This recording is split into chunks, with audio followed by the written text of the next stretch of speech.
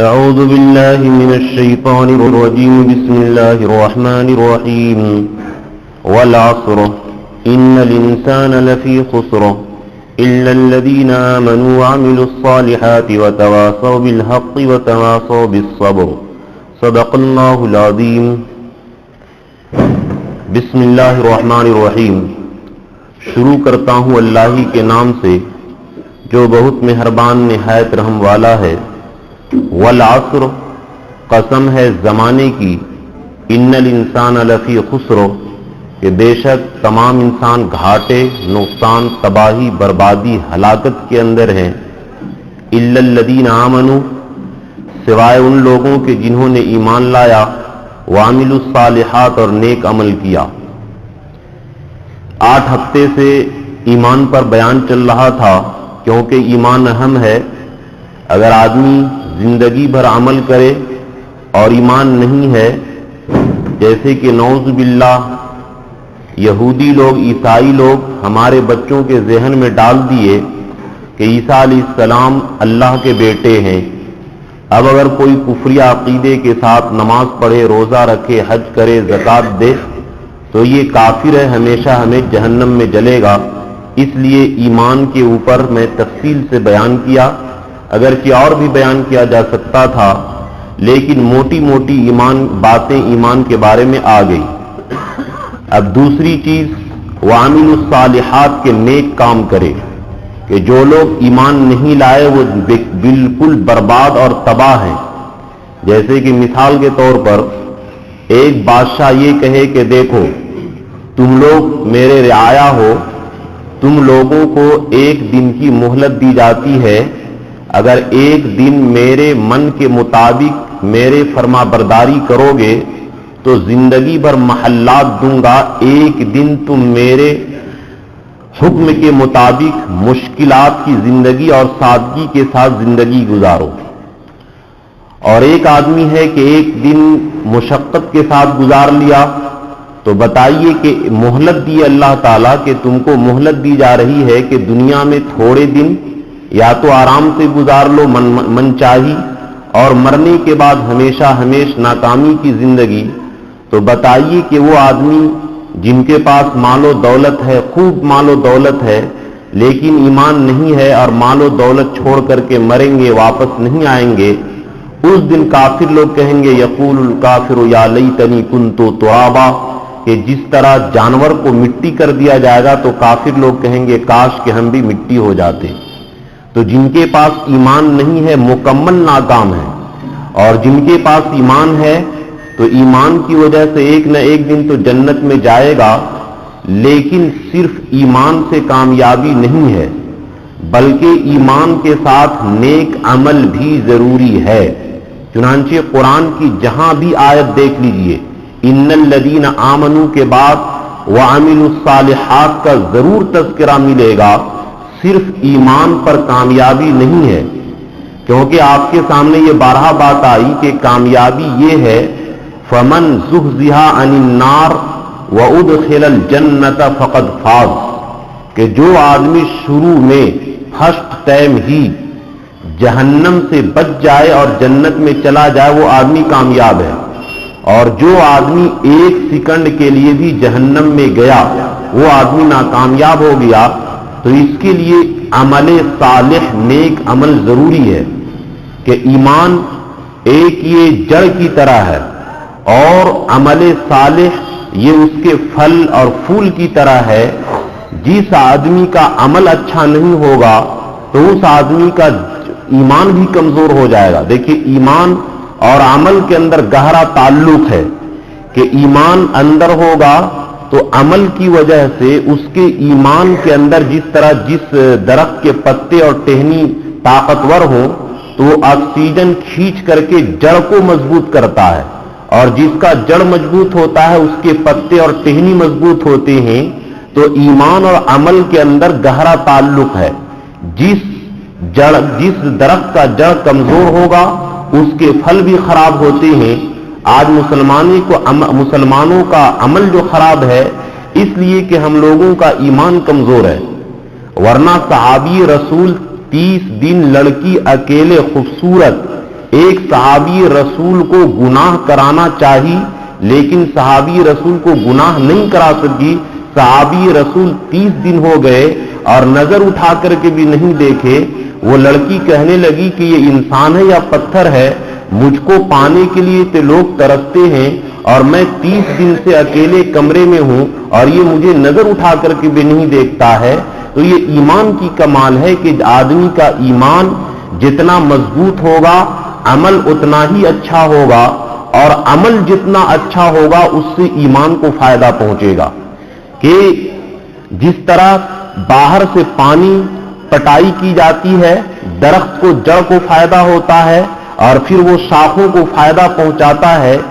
اسی لیے امام بخاری نے تو ترجمۃ الباب ایک عنوان قائم کیا ہے, باب کفران العشیر و کفر دون کفرن, کہ گناہ کو کفر کہا ہے, اگرچہ کافر نہیں ہوگا لیکن یہ مسلمانوں کی شان کے دور کی بات ہے کہ گناہوں پر وہ جمے رہے اور گناہوں پر وہ اڑے رہے.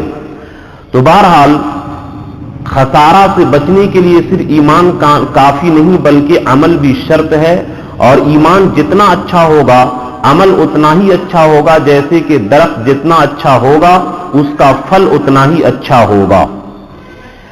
قرآن پاک نے یا ایھا الذین آمنوا آمنوا کہا کہ اے ایمان والو ایمان لاؤ, یعنی مکمل ایمان اختیار کرو.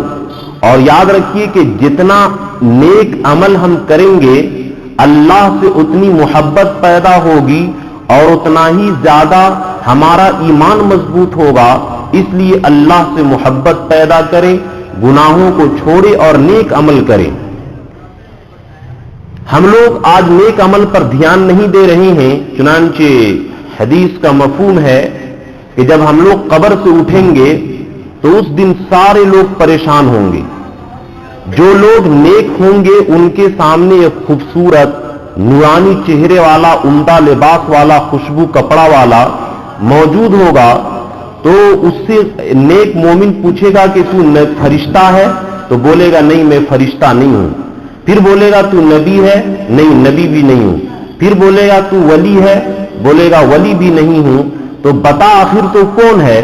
تو وہ نیک عمل کہے گا کہ اے میرے محبوب بندے, اے اللہ کے محبوب بندے, میں تیرا دنیا کے اندر نیک عمل تھا, وہی آج تمہارے سامنے خوبصورت بن کر کے آیا ہوں.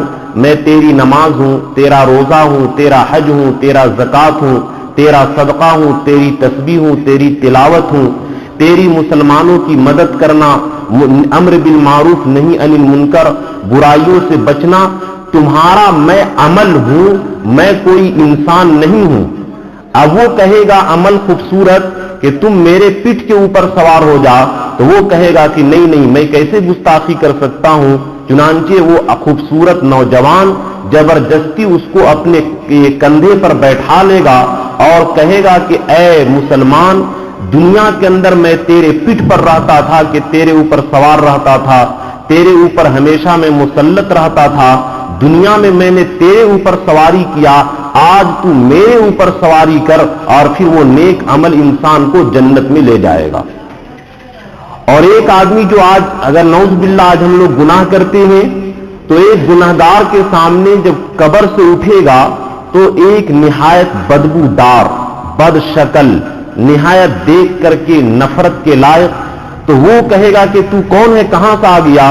تو بولے گا کہ میں تیرا عمل ہوں, دنیا میں تو جھوٹ بولتا تھا, ٹی وی دیکھتا تھا, بد نظری کرتا تھا, جھوٹ بولتا تھا, خیانت کرتا تھا, حرام کھاتا تھا, ظلم کرتا تھا, لوگوں کو ستاتا تھا اور طرح طرح کے عیاشی فحاشی شراب نوشی کرتا تھا, منمانی زندگی گزارتا تھا, میں تیرا بد عمل ہوں.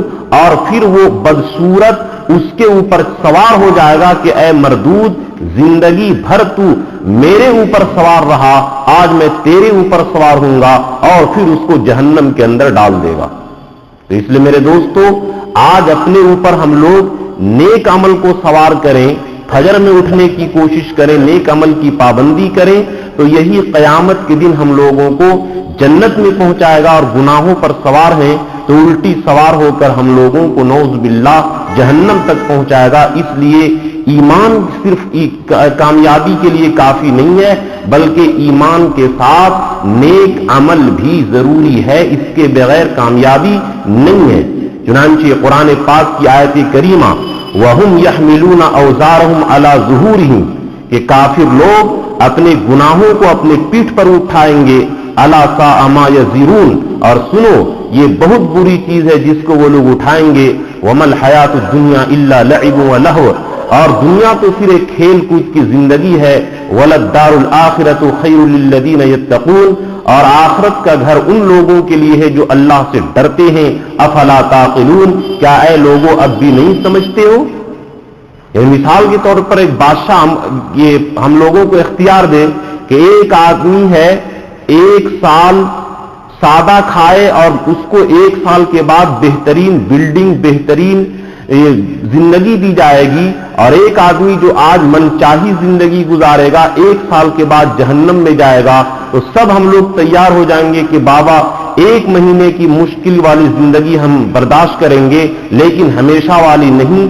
لیکن ہم لوگوں کی عقل خراب ہو گئی گناہوں کی نحوست کی وجہ سے کہ مرنے کے بعد جہاں ہمارے لیے انگور کے خوشے لٹکے ہوئے، شراب بہتے ہوئے اور حورے ہمارے لیے ترانہ گاتے ہوئے انتظار میں ہیں، اور جو حورے ہمیں انتظار کر رہی ہے ان کو چھوڑ کر کے دنیا کی گندی عورتوں کے پیچھے پڑے ہیں، یہ ہم لوگوں کی بے وقوفی ہے۔ ہم لوگ عمل کریں، یہی نیک عمل آدمی کو جنت تک پہنچائے گا۔ تو میرے دوستو، عمل صالح بڑا وسیع معنی ہے، یہ بہت لمبے چوڑا اس کا معنی ہے۔ عمل صالح عبادت جانی، یعنی جان کے ذریعے نماز ہو، روزہ رکھتے ہیں، حج کرتے ہیں، جہاد کرتے ہیں، تسبیح تلاوت کرتے ہیں، مالی زکات دیتے ہیں، خیرات صدقات اللہ کے راستے میں مسجد مدرسے کے لیے مال خرچ کرتے ہیں۔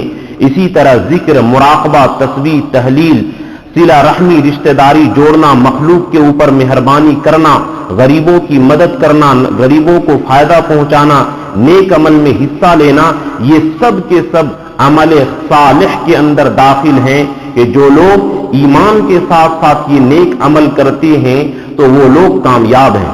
وَلِبَاسُ التَّقْوَىٰ ذَلِكَ خَيْرٌ کہ اگر کوئی آدمی ایمان تو لایا لیکن عمل نہیں ہے تو سمجھیے کہ ایسا ہے جیسے کہ وہ انسان تو زندہ ہے لیکن اس کے بدن سے کپڑا غائب ہے اور وہ ننگے ہے۔ تو جو آدمی عمل کرتا ہے گویا وہ نیکی کا لباس پہنے ہوا ہے، تقویٰ کا لباس پہنے ہوا ہے، اور جو آدمی تقویٰ سے خالی ہے تو سمجھیے کہ وہ آدمی ننگے ہے۔ اور جس طرح ننگے آدمی کو شرمندگی اٹھانی پڑتی ہے، اسی طرح نعوذ باللہ ہم لوگ اگر عمل نہیں کریں گے تو قیامت کے دن شرمندگی اٹھانی پڑے گی۔ اور اللہ کے نبی صلی اللہ علیہ وسلم عمل کے اوپر لوگوں کو تنبیہ کیے کہ یتبع المیت ثلاثۃ کہ آج جس مال جس دولت کے پیچھے ہم لوگ بھاگ رہے ہیں، اللہ کے نبی فرمائے یتبع المیت ثلاثۃ کہ میت کے پیچھے 3 چیز چلتی ہے، یتبع اہلہ ومالہ فیرجع اثنان ویبقى واحد کہ ایک اس کا مال و دولت ہوتی ہے، ایک رشتہ دار ہوتے ہیں اور ایک عمل ہوتا ہے۔ مال تو بلکہ مرنے سے پہلے مال چھوڑ دیتا ہے۔ کوئی آدمی مرنے لگے اور 10 ارب اس کے پاس روپیہ ہے تو یا 9 ارب اس کے پاس روپیہ ہے تو 6 ارب موت سے پہلے اس کی ملکیت ختم ہو گئی، 1/3 کی وہ وصیت کر سکتا ہے کہ اس کو مسجد مدرسہ غریب میں دے دو، اور مرنے سے پہلے ہی 2 حصہ جو ہے 2/3 اس کے ورثہ کا ہو جاتا ہے۔ تو مرنے سے پہلے ہی مال ساتھ چھوڑ جاتا ہے اور رشتہ دار قبر کے گڈھے میں اتار کر چھوڑ جاتے ہیں۔ وَيَبْقَى عَمَلُهُ اور یہی نیک عمل ہمارا ساتھ دے گا، روزہ، نماز، صدقہ، زکات، تسبیح، لوگوں کے ہیلپ، لوگوں کی مدد، مدارس، مراکز، مکاتب اور دینی کاموں کے اندر خرچ کرنا، یہی مرنے کے بعد کام دے گا، ساتھ رہے گا، ورنہ سب کے سب چھوٹ جانے والی چیز ہے۔ اور اللہ کے نبی ایک حدیث میں مثال دی ہے، حدیث کا مفہوم ہے کہ بتاؤ ایک آدمی کا 3 بھائی ہے، ایک بھائی بڑا بھائی کے ساتھ یہ ہمیشہ اچھا سلوک کیا، گرمی سردی اس کے چلتے برداشت کیا اور بڑے بھائی کو ہمیشہ آرام پہنچایا۔ منجلا بھائی उसको भी बड़ा आराम पहुंचाया कि खुद भूखे रहता था और भाई को खिलाता था और खुद नहीं खाता था। और एक छोटा भाई था, इसके साथ हमेशा जुल्म करता था, हमेशा सताता था, हमेशा इसको तकलीफ देता था। लेकिन जब मौत का वक्त आया तो बड़े भाई से कहा, देखो मैं अब परेशानी के अंदर हूं, मेरी मदद करो। तो बड़ा भाई कहा, नहीं नहीं चलो हटो यहां से, मैं तुम्हारी कोई मदद नहीं करूंगा। वो सूखा हुआ जवाब दे दिया। मंझला भाई जिसके लिए भूखे रहता था वो भी कहा, मैं तुम्हारी कोई मदद नहीं कर सकता हूं, चलो हटो।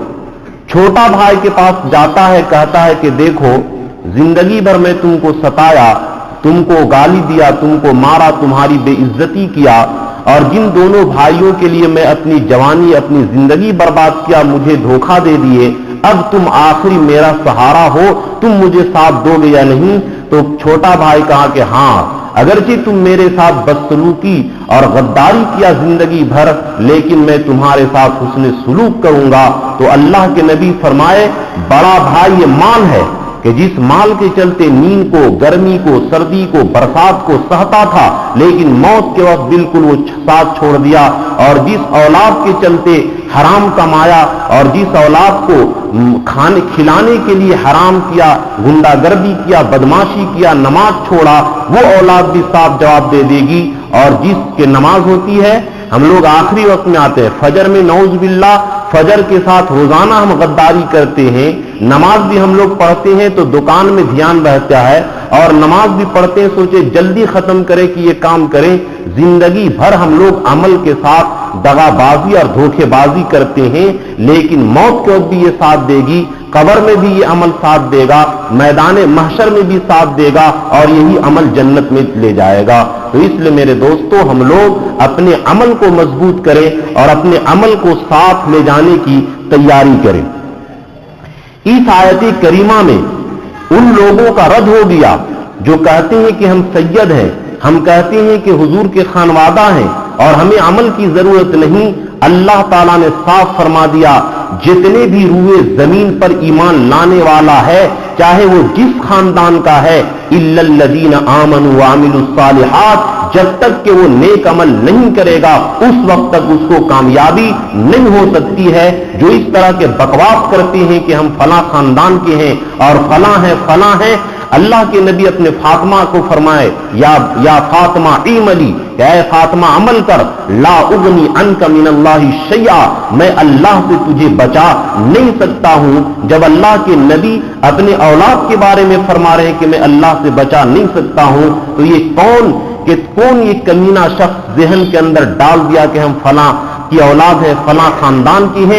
अमल जरूरी नहीं है, उनका ये नजरिया, उनकी ये बात इस सूरे आसर के खिलाफ, इस कुरान के खिलाफ, नबी की बात के खिलाफ, इस्लाम के अकीदे के खिलाफ है कि अमल के बगैर कामयाबी हो जाएगी।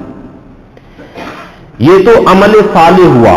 तो जो आदमी ईमान लाया और नेक अमल किया तो वो आदमी कामयाब है, पूरा कामयाब नहीं, कामयाबी की आधा मंजिल पर वो पहुंचा है। आगे है वतवासौ बिल हक, कि आपस में एक दूसरे को हक बात की वसीयत करें।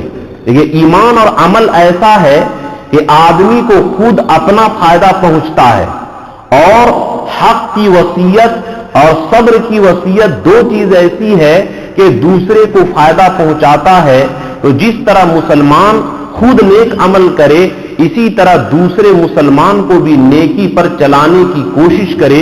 इस सूरत के अंदर ये तालीम है। वतवासौ बिल हक, कि आपस में एक दूसरे को हक की वसीयत करें। तवासी ये वसीयत से माखूज है, और वसीयत कहते हैं किसी शख्स को ताकीद के साथ मुअस्सिर अंदाज में नसीहत करना और नेक काम की हिदायत करने का नाम वसीयत है। वसीयत क्या कि नरमी की, कोई जैसे कि हम लोग बच्चों को समझाते हैं, बेटा पढ़ो, नहीं पढ़ेगा तो ये नुकसान, ये खराबी और ये नुकसान होगा, आगे चल करके तुमको ये नुकसान देखना पड़ेगा। जिस तरह अपने बच्चों को दर्द के साथ हम समझाते हैं, इसी तरह जो अम्र बिल मारूफ दावत का काम करते हैं उनको भी दर्द के साथ, नरमी के साथ। इसीलिए कुरान पाक ने नबियों का जो सिफत बयान किया, नजीर के माने आते हैं हम दर्दी के साथ डराने वाला, کہ محبت بھرے انداز میں ڈرانے والا ہو، انہی کی دعوت کے کام کرے تو لٹ مارے اور کسی پر طنز کرے۔ اللہ کے نبی منع کیے کہ تم کسی کو نشانہ بنا کر کے بیان نہ کرو، کسی کا نام لے کر کے بیان نہ کرو، کسی کی برائی مجمع میں بیان نہ کرو۔ تو وصیت کا معنی ہوتا ہے کہ آدمی کسی کام کو مؤثر انداز میں تاکید کے ساتھ کسی چیز کی نصیحت کرے، اس کو وصیت کہتے ہیں۔ اسی لیے مرنے والا جب لکھواتا ہے تو کہتے ہیں کہ مرنے والے نے وصیت نامہ لکھوایا۔ تو حق بات کی وصیت کریں۔ وَتَوَاصَوْا بِالْحَقِّ، اب حق سے کیا مراد ہے؟ عقائد صحیحہ کہ اللہ ایک ہے، رسول حق ہے، عمل صالح ضروری ہے، جنت حق ہے، جتنی بھی ایمان کے ذیل میں باتیں آئیں، عقائد صحیحہ، اعمال صحیحہ کا مجموعہ یہ حق ہے۔ اور صبر سے مراد تمام گناہوں سے بچنا، کہ جتنے بھی گناہ ہیں، ظاہر کے، باطن کے، شہوت کے، حب جاہ کے، حب مال کا، عہدہ کا، کرسی کا، لین دین کا، سارے گناہوں سے بچے۔ تو حق سے مراد امر بالمعروف اور صبر سے نہی عن المنکر، تو یہ ایمان اور عمل کی تاکید ہوئی۔ دوسرا قول کہ حق سے اعتقاد صحیحہ اور صبر سے تمام اعمال صالحہ کی پابندی اور برے کاموں سے بچنے کی تاکید۔ اور یہاں پر علامہ ابن تیمیہ رحمت اللہ علیہ ایک بڑی قیمتی بات لکھتے ہیں کہ ہر آدمی چاہتا ہے ہدایت پر ہم چلیں، اور ہر آدمی چاہتا ہے کہ ہم نیک کام کریں، لیکن دو وجہ سے آدمی نیک کام سے بھٹک جاتا ہے۔ ایک یہ کہ علم صحیح نہیں ہونے کی وجہ سے، جیسے کہ بہت سارے لوگ کہ مزاروں پر جا کر کے سجدہ کرتے ہیں اور نعوذ باللہ مزاروں پر جا کر چادر چڑھاتے ہیں، یا بہت سارے لوگ کو علم نہیں ہے اور غلط باتیں بیان کرتے ہیں، جیسے کہ عیسائی لوگ، یہودی لوگ عیسائی بن کر کے ان کا یہ عقیدہ داخل کیے کہ عیسیٰ علیہ السلام اللہ کے بیٹے ہیں۔ تو آدمی نیک عمل کرنا چاہتا ہے، لیکن صحیح علم نہ ہونے کی وجہ سے وہ آدمی نیک عمل نہیں کر پاتا ہے اور گمراہی کے اندر پھنس جاتا ہے۔ تو وَتَوَاصَوْا بِالْحَقِّ سے مراد یہ ہے کہ اس امت کے داعین، اس امت کے واعظین لوگوں کو صحیح علم بتائے، اگرچہ لوگ ناراض ہو تو ہو۔ اور ایک بات میں یہ بتا دے رہا ہوں کہ الحمدللہ میری عادت ہے کہ حق بات بیان کروں، اگر کسی کو برا لگے تو برا مت مانیے۔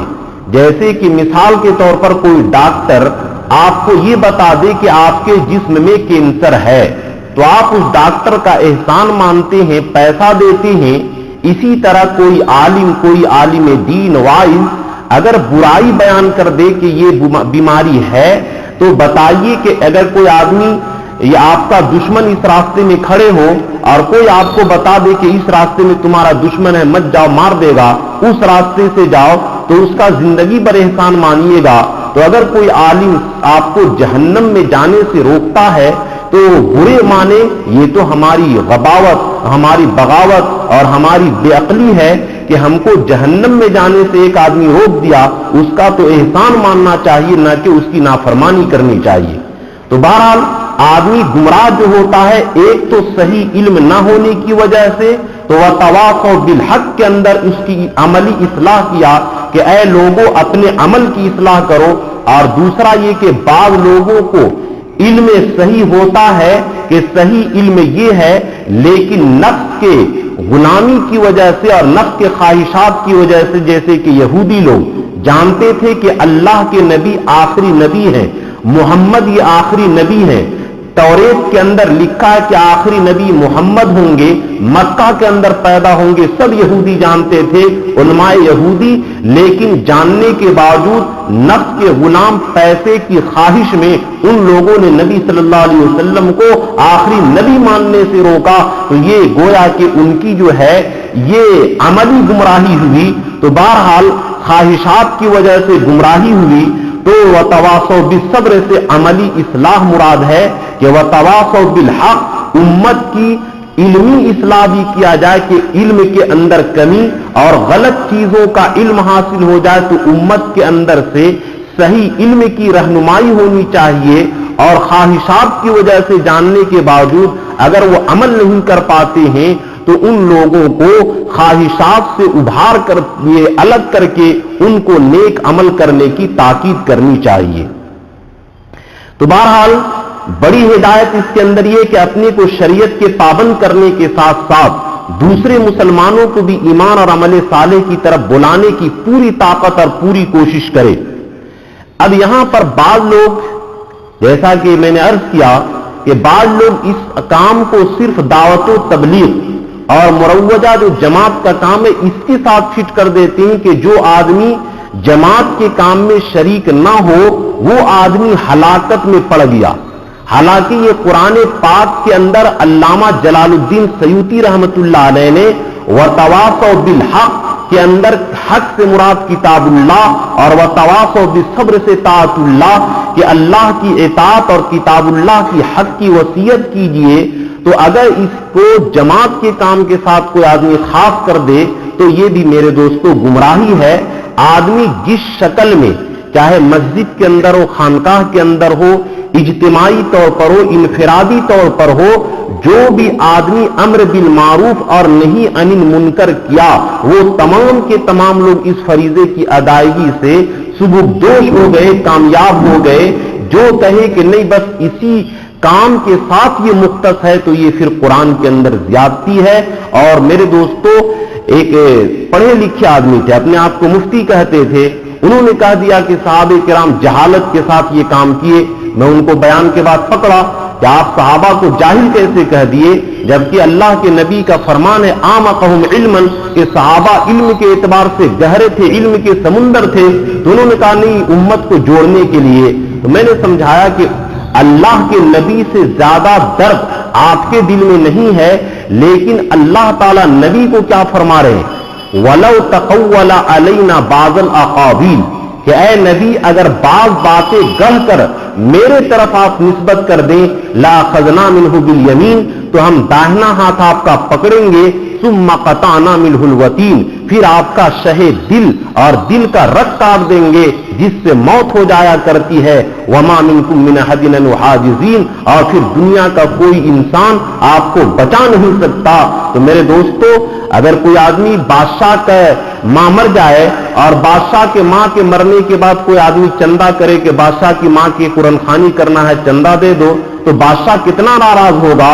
اسی طرح اللہ کے دین کی تبلیغ کے لیے غلط باتیں اپنے طرف سے بڑھا دے تو جب اللہ کے نبی اللہ تعالیٰ اپنے نبی کو نہیں معاف کریں گے تو ہم جیسے گنہگار لوگوں کو کہاں سے معافی ہوگی۔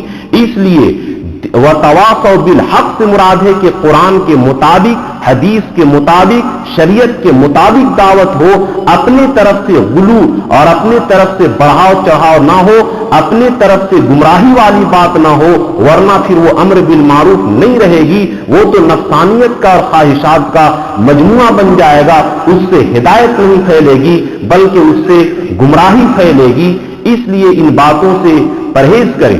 اور بعض لوگوں کو شوق ہوتا ہے، بیچاروں کا قرآن کا علم تو ہوتا نہیں، اور بعض لوگ دھڑلے سے قرآن کی تفسیر بیان کرنا شروع کر دیتے ہیں، جبکہ اللہ کے نبی فرمائے من تکلم فی القرآن بغیر علم فلیتبوأ مقعدہ من النار کہ جو آدمی بغیر علم کے قرآن کے بارے میں گفتگو کرے وہ آدمی اپنا ٹھکانہ جہنم بنا لے۔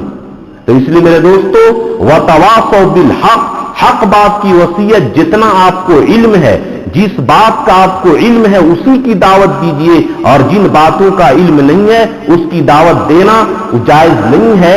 یہ وتواصوا بالحق کے اندر داخل ہے۔ تو امت کی عملی اصلاح بھی ضروری ہے کہ علمی اصلاح کے علم کے اندر، عقیدے کے اندر، نظریات کے اندر اگر کوئی بگاڑ ہو تو اس کی بھی اصلاح کی جائے۔ وتواصوا بالصبر اور علم ہونے کے باوجود خواہشات نفسانی کی وجہ سے گمراہی کے اندر پڑا ہے تو اس کی عملی اصلاح بھی کی جائے۔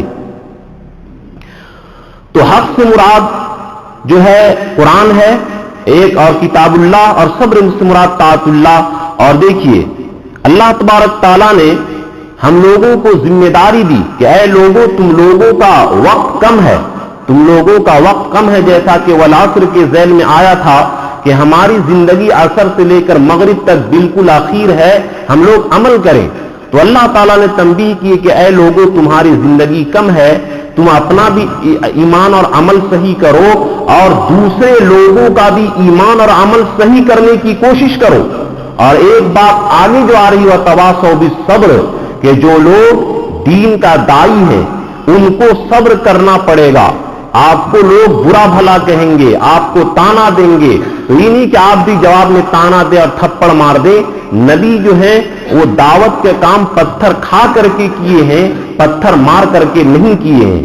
تو بہرحال عمل صالح زندگی تک کام دے گی، اور وتواصوا بالحق اور وتواصوا بالصبر مرنے کے بعد تک کہ اگر ہماری دعوت کی وجہ سے، ہماری بات کی وجہ سے کوئی آدمی عمل پر کھڑا ہو گیا اور موت تک سلسلہ چلتا رہا تو مر بھی گئے، تو قیامت تک ہماری نیکیوں کا سلسلہ چلتا رہے گا۔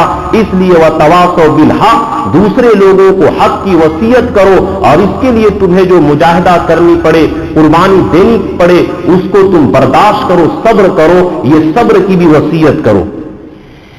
اور ایک آخری بات کہ اللہ تعالیٰ نے جو بیان کیا ادعو الی سبیل ربک بالحکمت والموعظہ، کہ لوگوں کو حکمت کے ساتھ اور نصیحت کے ساتھ بلاؤ۔ قرآن کریم کی اس آیت سے یہ پتہ چلا کہ جو بھی دین کا داعی ہوگا، اور ہر آدمی کو ہونا چاہیے، وہ اندر کے کڑھن غم کے ساتھ، کہ جس طرح ہمارا بیٹا غلط راستہ پکڑ لے تو کیسے ماں رو رو کر کے بیٹے سے فریاد کرتی ہے کہ بیٹا مت کرو اور تمہاری اپنی زندگی کے بارے میں سوچو، اسی طرح ہم لوگوں کو امت کے بارے میں غم اور کڑھن ہونا چاہیے۔ اس درد کے ساتھ ہم دعوت دیں گے تو انشاءاللہ اثر ہوگا۔ دوسری بات کہ وَجَادِلْهُمْ بِالَّتِي هِيَ أَحْسَنُ، کہ آپ کتنوں فرشتہ بن جائیے لیکن آدمی اعتراض کرنے سے چھوڑے گا نہیں، آدمی آپ کو نشانہ بنائے گا ہی، چاہے کچھ بھی ہو جائے۔ تو اللہ تعالیٰ فرمائے کہ اگر دعوت کے کام میں تم پر کوئی اعتراض کرے تو یہ نہیں کہ لٹھ مار کر کے جواب دو، بلکہ حکمت کے ساتھ اور اچھے انداز میں جواب دو کہ اگلا آدمی کو تکلیف نہ ہو۔ اور اسی طرح آگے جو فرمائے ان ربک هو اعلم بمن ضل عن سبیلہ وهو اعلم بالمہتدین، کہ تمہارا رب جانتا ہے کہ کون سیدھے راستے پر ہے اور کون سیدھے راستے سے ہٹا ہوا نہیں ہے۔ تو اس میں اشارہ ہے کہ تم لوگ دین کی صحیح دعوت دو، ہدایت والی دو، اپنے طرف سے منمانی، اپنے طرف سے من گھڑت، اپنے طرف سے بڑھا چڑھا کر کے دعوت مت دو۔ وتواصوا بالحق، قرآن کی دعوت دو، حدیث کی دعوت دو، نبی کی شریعت کی دعوت دو، اپنے طرف سے بڑھا چڑھا کر کے مت دو۔ لا تغلوا فی دینکم، اپنے دین کے اندر تم لوگ کسی طریقے سے مداخلت مت کرو، غلو مت کرو، بڑھاوا مت کرو۔ یہ وتواصوا بالحق کے اوپر بیان ہو گیا۔ تو بہرحال اب الا الذی، ایمان پر، نیک عمل پر اور وتواصوا بالحق کے اوپر بات ہو گئی۔ اب آخری بات وتواصوا بالصبر، یہ بھی ایک لمبا مفہوم رکھتا ہے، انشاءاللہ اس کا بیان اگلی نشست میں ہوگا۔ اللہ ہم سبوں کو ایمان کامل اور ایمان مکمل کی دولت سے مالا مال فرمائے، اور موت پر ایمان پر خاتمہ نصیب فرمائے، کفر کی موت سے حفاظت فرمائے، اور نیک عمل کی توفیق عطا فرمائے، اور حق بات کی وصیت کی توفیق عطا فرمائے، اور کامیابی کے چاروں جو مضامین بیان کیے گئے ہیں، اللہ تعالیٰ ان چاروں کامیابی کی صفات کے ساتھ ہم لوگوں کو مزین فرمائے، کہنے اور سننے سے زیادہ عمل کی توفیق عطا فرمائے۔ آمین۔ وآخر دعوانا الحمدللہ رب العالمین۔